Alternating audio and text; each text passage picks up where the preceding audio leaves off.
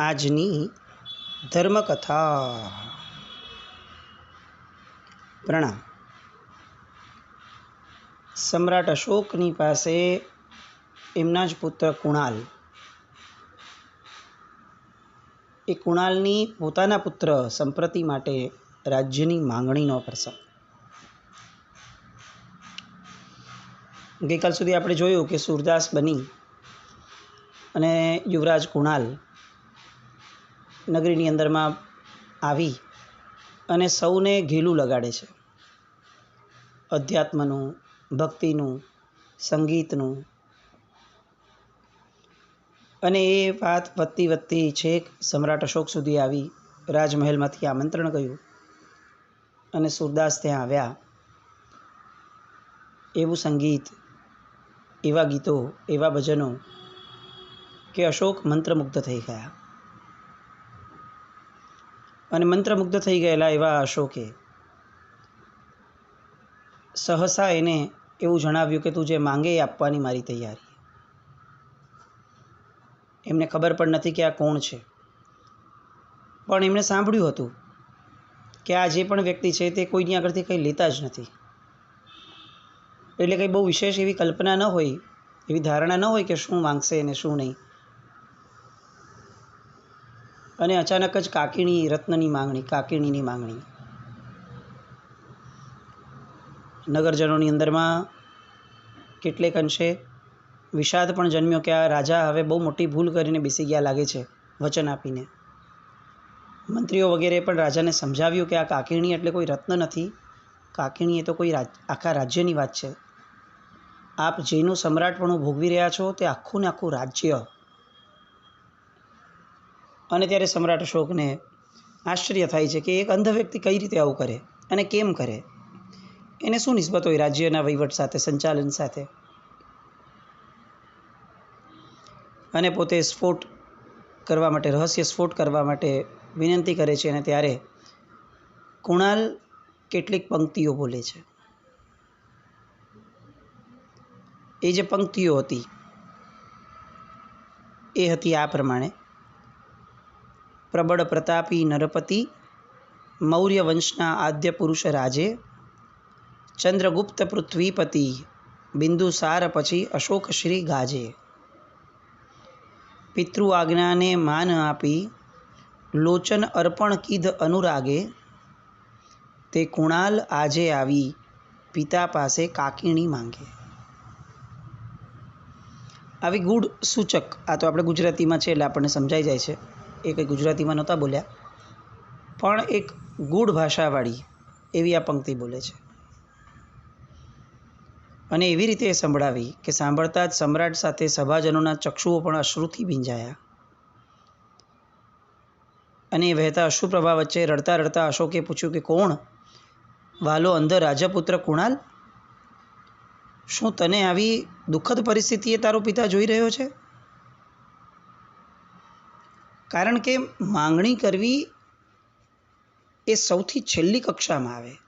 આર્ય દેશ એવો હતો કે જ્યાં સામાન્યપણે કોઈ પણ વ્યક્તિ જ્યાં સુધી પૂર્ણ દરિદ્રી અવસ્થામાં ન આવે અને લાચારીમાં ન આવે ત્યાં સુધી કોઈ દિવસ ક્યાંય કોઈ પણ વસ્તુની માંગણી ન કરે. અને આ તો ક્ષત્રિય રાજ્યનું લોહી, એ કઈ રીતે માંગણી કરવા જેવી સ્થિતિ પર આવે. અને ચૌરે ને ચૌટે એણે જે ગીતો ગાયા હતા સૂરદાસ બનીને, આ બધું સમ્રાટ અશોકની હવે નજર સામે આવે છે કે કયા ને કેવા દુઃખોની અંદરમાં મારા પુત્રને મેં મૂકી દીધો હશે. અને એ અશ્રુપ્રવાહની વચ્ચે લાગણી, સંવેદના જે રીતે વહેતી થઈ અને તરત જ સમ્રાટ અશોક એ પોતાના સિંહાસન પરથી ઊભા થયા અને દોડ્યા એ દિશા તરફ કે જ્યાં પડદાની પાછળ પોતાનો પુત્ર કુણાલ બેઠો હતો. પડદો ખસેડ્યો અને સમ્રાટ ભર સભાની અંદરમાં કુણાલને ભેટી પડ્યો. પિતા અને પુત્ર બંને ચોધાર આંસુથી રોવા લાગ્યા. સામાન્યથી પોતાની જે અંગત વાતો છે એ બધી કર્યા પછીથી હવે અશોક પૂછે છે કે વાલા પુત્ર કુણાલ, તારી અંધ અવસ્થાએ રાજ્યને તું શું કરીશ? મેં તો તને યુવરાજ પદે સ્થાપી અને અવંતીની ગાદી તારા માટે મુકરર કરી હતી. એટલું જ નહીં, મેં તો તને મારો ઉત્તરાધિકારી અને વારસ બનાવી મગધનો યુવરાજ પણ બનાવ્યો હતો, પણ તારા ભાગ્યમાં રાજ્ય ગાદીના બદલે અંધાપો નિર્મિત થયો હશે. એને હવે કોણ મિથ્યા કરી શકે?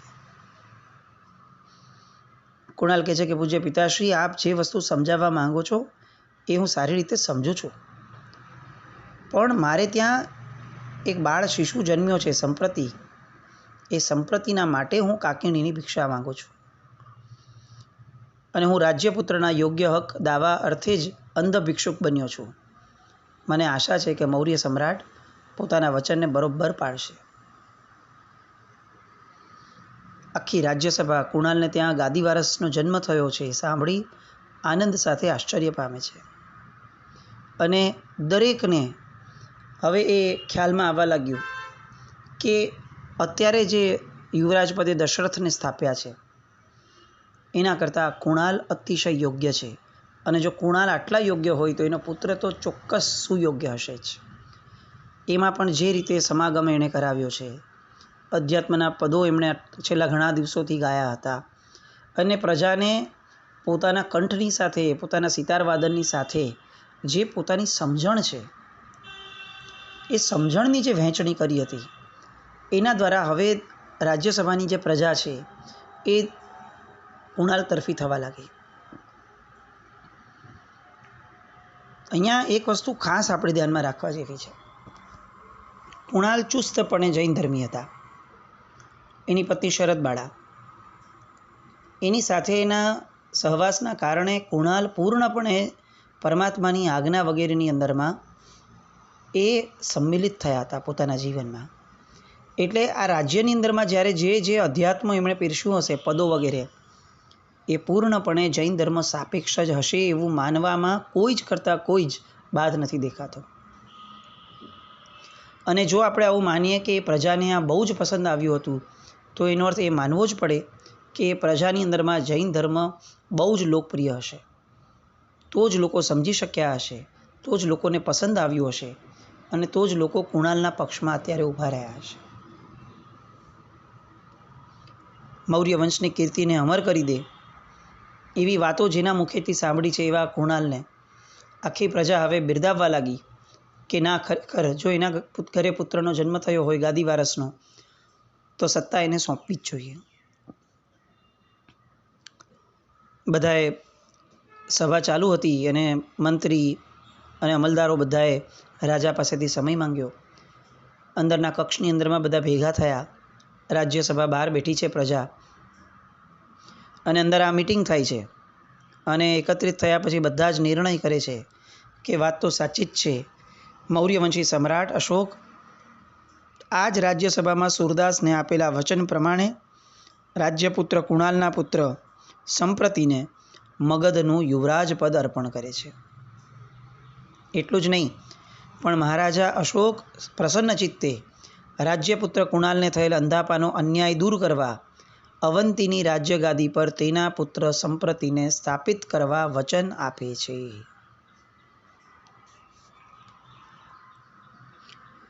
સમ્રાટ અશોક પોતે આ નિર્ણયને દાદ આપે છે, નિર્ણયને આનંદપૂર્વક સ્વીકારે છે. અહીંયા કેટલાક અમલદારોની જે એક વિચક્ષણતા છે ને એ પણ દર્શાવી આવે છે. એ જે જાહેરનામું આવે છે એની અંદરમાં એ લોકો વિશેષપણે એક શબ્દ વાપરે છે કે અશોક જે છે એણે જે રીતે સૂરદાસને વચન આપ્યું છે એ વચનને નિભાવવા માટે આપે છે. આ શબ્દ મૂકવાનું કારણ એ હતું કે એ સમયે લગભગ 4 રાજપુત્રો વિદ્યમાન હતા કે જે રાજપુત્રોને રાજગાદી મળવી જ જોઈતી હતી, અશોકના પુત્રો અલગ અલગ રાણીઓ થકી. એટલે હવે આ ચારેયની અંદરમાં કોઈ વિષાદ ન જન્મે એ રીતે ફ્રેમવર્ક કરી અને એક આખું જાહેરનામું આપવાનું હતું. આ જે આખી ઘટના છે એ જૈન ગ્રંથો પ્રમાણે વિચારીએ તો બૃહદ કલ્પચૂર્ણી અને કલ્પકિરણાવલી આ બંનેની અંદરમાં આ ગાથાઓ લખેલી છે. પપુત્તો ચંદ્રગુપ્તસ્સ બિંદુસારસ્સ નતુઓ અશોગ શિરીણી પુત્તો અંધજાયૈ કાગિણી. જ્યારે કુણાલે અશોક પાસે પોતાના પુત્ર સંપ્રતિ માટે રાજ્યની માંગણી કરી ત્યારે સંપ્રતિને રાજ્ય દેવામાં આવ્યું, આવું પણ એક સ્ટેટમેન્ટ જે છે એ કલ્પકિરણાવલીમાં મળે છે. અને એ જ સમયે અશોકને પણ પ્રતીતિ થાય છે કે મને જે આજે કુળદેવીએ એક બાળક અર્પણ કર્યું છે સ્વપ્નમાં આવીને, એ નક્કી આ જ ઘટના સાથે સંલગ્ન વાત છે. એટલે આ બાળકનો રાજ્યાભિષેક થાય એમાં મારા કુળદેવી પણ સહમત છે, પ્રસન્ન છે, આવું કુણાલ જે છે, આવું અશોક જે છે એ પોતે સમજી જાય છે. એટલે માન સહિત મુખ્યમંત્રીને મોકલે છે ઉજ્જૈન અને કુણાલના કુટુંબને માન સહિત તેડાવે છે. એટલે ઉજ્જૈનથી યુવરાણી શરદબાળા, ધાવ માતા સુનંદા અને ચંદા આદિ બધા જ જે છે ઉચ્ચ કોટીના રાજ્ય બંદોબસ્ત સાથે મગધમાં આવી પહોંચે છે. અશોક સમ્રાટ જ્યારે બાળ શિશુને હર્ષથી ગોદમાં લે છે ત્યારે એના મુખના લક્ષણો સાથે એના હાથમાં રહેલી ગદા અને બીજા કેટલાક રાજ્ય ચિહ્ન પણ જુએ છે. આવા દિવ્ય પ્રભાવશાળી લલાટને સૂક્ષ્મતાપૂર્વક નિહાળીને સમ્રાટ અશોક અને આ રાજ્ય અમલદાર વર્ગ બધા ખાતરી કરે છે કે આ રાજપુત્ર જ સમ્રાટ પદને બરોબર લાયક છે. 10 મહિનાનો બાળક કયું પુણ્ય લઈને આવ્યો હશે? આપણે વિચાર કરીએ. કુળદેવીને સ્વપ્ન આપવાનું મન થયું, આખી પ્રજાને એને સમ્રાટ પદે બેસાડવાનું મન થયું. સમ્રાટ અશોક સ્વયં પોતાના 4 મોટા રાજ્યપુત્રો તૈયાર હોવા છતાં 10 મહિનાના બાળકને ગાદી પર બેસાડવાના. એક વ્યક્તિનું પુણ્ય. એ જ્યારે પોતે પરાકાષ્ઠા પર પહોંચે છે ને ત્યારે જગત આશ્ચર્યજનક રીતે બદલાઈ જાય છે અને એની કલ્પના પણ કોઈને નથી હોતી કે અમે બદલાઈએ છીએ. આ એક બહુ સરસ શીખવા જેવી વસ્તુ આપણને બધાને છે કે આપણે પુરુષાર્થ કરી, બાહ્ય પુરુષાર્થ કરી અને લોકોને બદલાવવા ઈચ્છીએ છીએ કે લોકો આપણા પ્રમાણે વિચારે, આપણા પ્રમાણે ચાલે. પણ આપણું મુખ્ય કર્તવ્ય હોવું જોઈએ આ કે આપણે આપણું પુણ્ય વધારીએ. ઘણીવાર આપણી વસ્તુઓ ન મનાતા આપણને એમ થાય છે કે હું હજી વધારે પ્રયત્ન કરું, હું હજી ટોકું, લોકોને સમજાવું, હજી લોકો પાસે લાચારી વ્યક્ત કરું, લોકો પાસે ખુમારી વ્યક્ત કરું, એ ન કે ન પ્રકારે ગમે તે હું લોકોને સમજાવું કે જો હું સાચો છું, હું સારો છું. પણ આ સમ્રાટ સંપ્રતિનું 10 મહિનાના બાળકનું આ જે જીવન છે ને અત્યારનું, એ આપણને બહુ જ ક્લિયરલી સંદેશો આપી રહ્યું છે કે આ જગત પુણ્યથી જ ચાલે છે. નહીં તો આ 10 મહિનાના બાળકે શું પુરુષાર્થ કર્યો છે બોલીએ? આપણને ગોતતા પણ ન મળે કાંઈ કે આ 10 મહિનાનો બાળક અચાનકથી કેમ આવો પુરુષાર્થ, એને શું કર્યો હશે કે એને આખું ને આખું રેડીમેડ રાજ્ય મળી જાય? પુણ્ય. આ એક જ જવાબ છે. પૂર્વ ભવની અંદરમાં જે પુણ્ય બાંધીને આવ્યો છે આ બાળક, એ પુણ્યની બધી જ લીલાઓ એ અત્યારે 10 મહિનાની ઉંમરમાં ભોગવી રહ્યો છે. આપણે લોકોને રીઝવવા, પૈસા કમાવવા, બીજું કોઈ કામ કરવા, બધી જ રીતે આપણે પુરુષાર્થ કરીએ. દુકાને વધુ સમય આપીએ, ઓફિસે વધુ સમય આપીએ, પરિવાર સાથે વધુ સમય કાઢીએ, પ્રોબ્લેમ સોલ્વ કરવા માટે 10 જગ્યાએ ભટકીએ. આ આખો સમયમાંથી કેટલોક સમય જો પુણ્ય વધારવા માટે ઇન્વેસ્ટ કર્યો હોય તો કદાચ પુણ્ય અને પુરુષાર્થ બંનેના જોરે આપણે જે દાવ જીતવો છે એ દાવ જીતી પણ શકીએ. નકરા પુરુષાર્થથી કોઈ દિવસ આ ભૌતિક જગતમાં જીવાતું નથી. સમ્રાટ અશોક હવે એ પણ જાણે છે, પોતે સમ્રાટ છે, જમાનાના ખાધેલ છે, એટલે પોતે એ પણ જાણે છે કે હું આને ગાદીએ તો સ્થાપું છું, પણ મારા 4 મોટા રાજ્યપુત્રો છે, એમની માતાઓ છે, એમના સ્વજનો છે, આ બધા લોકો કંઈક ને કંઈક ખટપટ કરશે જ ચોક્કસપણે અને આ રાજ્યને સ્થિર નહીં રહેવા દે. અને એટલે પોતે જ જાણીને એ ઉંમરલાયક એવા 4 રાજપુત્રોને સ્વતંત્ર પ્રાંતનો રાજ્ય વહીવટ સુપ્રત કરે છે. પોતાના જ રાજ્યના 4 ભાગ કરી દે છે. આ પણ કેટલી દીર્ઘદ્રષ્ટિતા છે. સંકલેશો એ વધારે મહત્ત્વના છે. એ દૂર થાય ને એ સૌથી પહેલી પ્રાયોરિટી છે. એની માટે કેટલીક ભૌતિક વસ્તુઓ છોડવી પડે તો એ સેકન્ડ પ્રાયોરિટી આવે. સમ્રાટ અશોક વિચારી શકતા હતા અહીંયા કે હું માંડ બધું જીત્યો છું, અને હવે આના ભાગલા કરી નાખું? પણ ના, પરિવારની અંદરમાં કલહ થાય એના કરતાં આ ભાગલા કરવા બેટર.